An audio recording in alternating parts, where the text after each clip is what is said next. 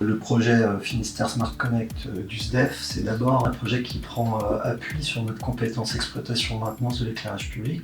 Donc l'enjeu pour nous, il était à la fois d'optimiser l'exploitation-maintenance, et puis c'était aussi pour nous le fait d'avoir de la donnée qui remonte. Il y avait deux maîtres mots dans le projet, c'était sécurité et souveraineté. On a regardé comment on pouvait se doter de cette infrastructure de cœur de réseau, hyperviseur, couverture radio. Ce qu'on gagne, nous, clairement aujourd'hui, c'est de l'optimisation de l'exploitation-maintenance. Là où avant, vous faisiez intervenir une entreprise, aujourd'hui, vous télégérez à distance.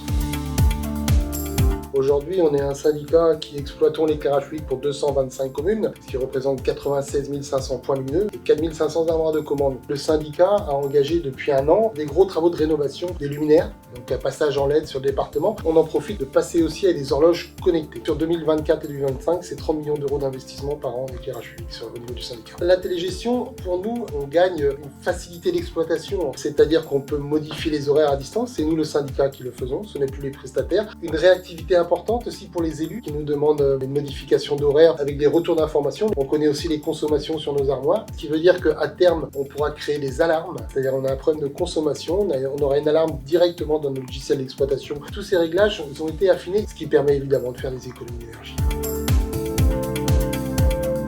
Aujourd'hui, le service éclairage public du SDEF exploite le réseau avec un simple logiciel. Ce logiciel, avant tout, c'est une grosse base de données. On peut constater ici sur la commune de Ploudalmézeau, tous les points lumineux de la commune sont sur le logiciel, avec différentes couleurs, c'est les différentes armoires de commande sur le parc.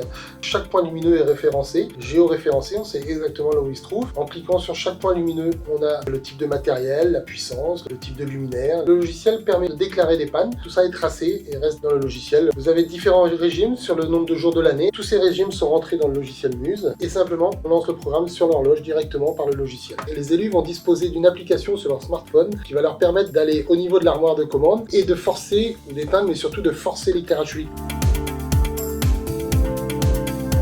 Le réseau, il se base sur un réseau LoRa qui est constitué de plusieurs équipements. Donc on va partir du ce qu'on appelle nous le capteur ou l'horloge. On a des horloges CityZone principalement. L'horloge va communiquer au moyen d'une antenne LoRa vers donc ce qu'on appelle la gateway, l'équipement qui va recevoir le signal LoRa. De là, le signal est communiqué jusqu'à notre data center, soit en 4G, soit en réseau cuivre. Notre data center, on décode le signal reçu, donc dans un LNS. De là, nos applications vont venir se connecter au moyen d'API et cette application vient se connecter à notre lac de données, à notre infrastructure au moyen d'une API.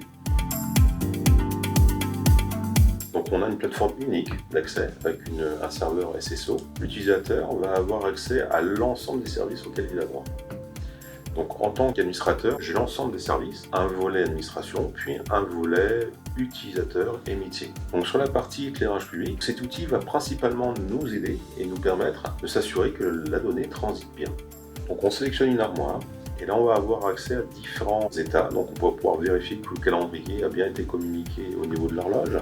Donc c'est vraiment l'outil qui va nous permettre de s'assurer que le message qui est au départ de l'exploitant transite bien dans le réseau et arrive bien au niveau de l'horloge. Donc c'est pas un outil du fabricant, c'est bien un outil de la plateforme qui nous permet d'avoir soit des horloges de Sechistello, soit des horloges de Cometa et dans le futur d'autres marques qui doivent nous rejoindre.